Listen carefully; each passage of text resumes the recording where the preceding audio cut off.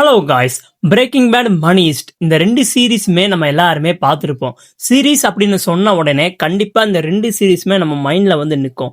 அந்த அளவுக்கு எக்ஸலண்டான சீரீஸ் அப்படின்னு சொல்லலாம். சரி, இன்னைக்கு நம்ம என்ன பார்க்க போறோம்னா, ஸ்பெயின் கண்ட்ரியை கதிக்கலங்க விட்ட ப்ரொஃபஸரையும் நியூ மெக்சிகோ டெசர்ட்டை ப்ளூ மெத்தா மாத்திய ஐசன்பர்க்கையும் ரெண்டு பேர்த்தையும் கம்பேர் பண்ணி இந்த ரெண்டு கேரக்டர்ல எது பெஸ்ட் எது ஸ்ட்ராங் அப்படிங்கிற பத்தி தான் இந்த வீடியோல நம்ம பார்க்க போறோம். அதுக்கு முன்னாடி என்னோட சேனல் நீங்க சப்ஸ்கிரைப் பண்ணாம இருந்தீங்கன்னா சப்ஸ்கிரைப் பண்ணிருங்க. என்னோட இன்ஸ்டா ஐடி ஃபாலோ பண்ணாம இருந்தீங்கன்னா ஃபாலோ பண்ணிக்கோங்க.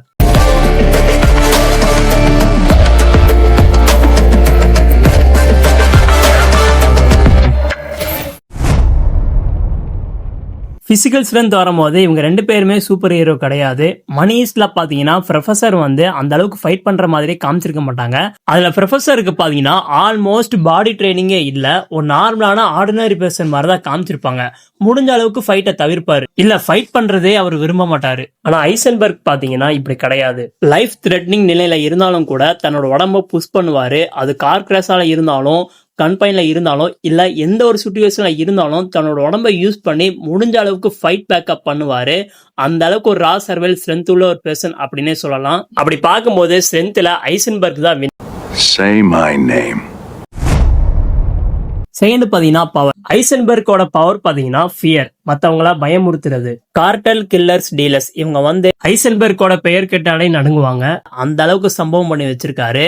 இவரை எதிர்த்தா பாய்சன், கன், எக்ஸ்ப்ளோஷன், இன்ஸ்டன்ட் டெத் தான். சிம்பிளா சொல்லணும்னா ஐசன்பர்க் வந்து ஷார்ட் ரேஞ்ச் பாம் மாதிரி. இவரை எதிர்த்து பக்கத்துல எவன் வந்தாலும் எதை பத்தி யோசிக்காம அழிச்சிருவாரு. அந்த அளவுக்கு முரட்டுத்தனமான ஆளு. அதுக்கப்புறமா ப்ரொஃபஸரோட பவர் பாத்தீங்கன்னா கன்ல இல்ல, பிளட் செட்ல இல்ல, அவரோட பிரெயின் தான் அவருக்கு பவர். ஒரே டைம்ல பப்ளிக், கவர்மெண்ட், மீடியா, போலீஸ் எல்லாருமே கண்ட்ரோல் பண்ணுவாரு. அந்த அளவுக்கு எபிலிட்டி அவர்கிட்ட இருக்கு.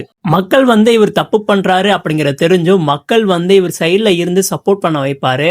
அந்த அளவுக்கு இந்த இடத்துல என்ன காயம் நகரட்டணும், என்ன பண்ணணும் அப்படிங்கிற எல்லாமே தெரிஞ்ச ஒரு பிரில்லியன்ட் ஆனவர். பொதுவா பாத்தீங்கன்னா ப்ரொஃபஸரோட பவர் வந்து ஸ்லோ பாய்சன் மாதிரி சைலண்டா இருந்து ஃபுல் சிஸ்டத்தையும் கண்ட்ரோல் பண்ணும். பவர் டிஃபரன்ஸ்ல பாத்தீங்கன்னா ஐசன்பர்க் வந்து பீப்புளை பயமுறுத்துவாரு, ப்ரொஃபஸர் வந்து பீப்புளை யோசிக்க வைப்பாரு. அப்படி பார்க்கும்போது டாமினன்ட் பவர்ல ப்ரொஃபஸர் கெத்து, டேஞ்சரஸ் பவர்ல ஐசன்பர்க்.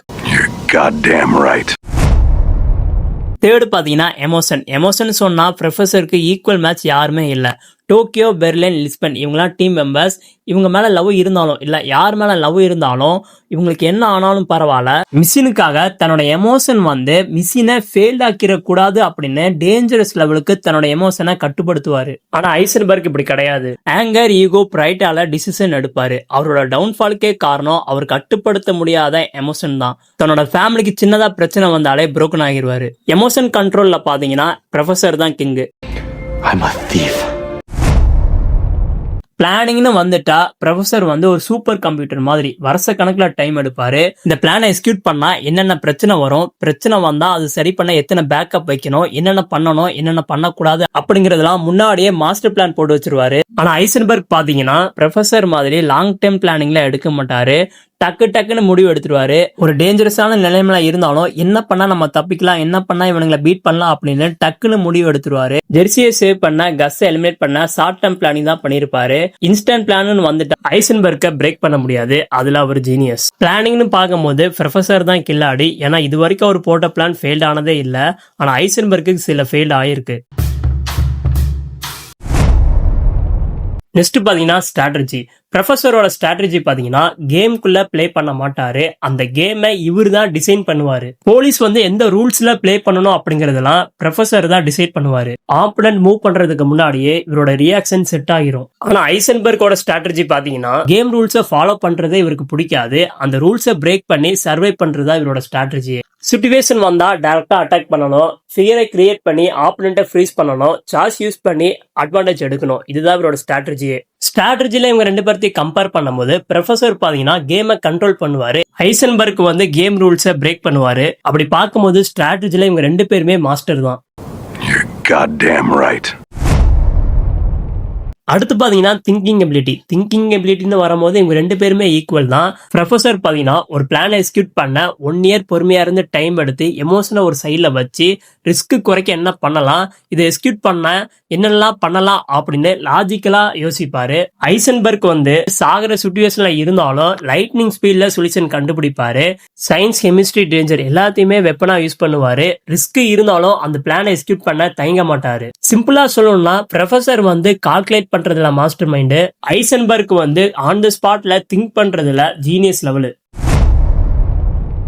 டிசிஷன் மேக்கிங்ல பாத்தீங்கன்னா ப்ரொஃபஸரோட டிசிஷன் வந்து மிஷின் ரீதியா கூலா லாஜிக்கலா இருக்கும். ஒரு மிஸ்டேக் கூட கமிட் பண்ண மாட்டாரு.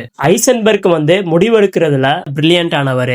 அப்படி இருந்தாலும் எமோஷனல் ஈகோ பேஸ்ட் ஆனவர். சம்டைம்ஸ் பாத்தீங்கன்னா எஃபெக்டிவா இருப்பாரு, சில டைம்ல செல்ஃப் டிஸ்ட்ரக்டிவ் ஆகிருவாரு. இத பார்க்கும்போது ப்ரொஃபசர் தான் டிசிஷன் மேக்கிங்ல கிங்கு. அவ்வளவுதான் கைஸ் கம்பாரிசன். சரி, யாரு பெஸ்ட் யாரு மாஸ்டர் மைண்ட்? டேஞ்சர், பவர், ரா இன்டென்சிட்டி அப்படின்னு வரும்போது ஐசன்பர்க்கா அடிச்சுக்க ஆளே இல்ல.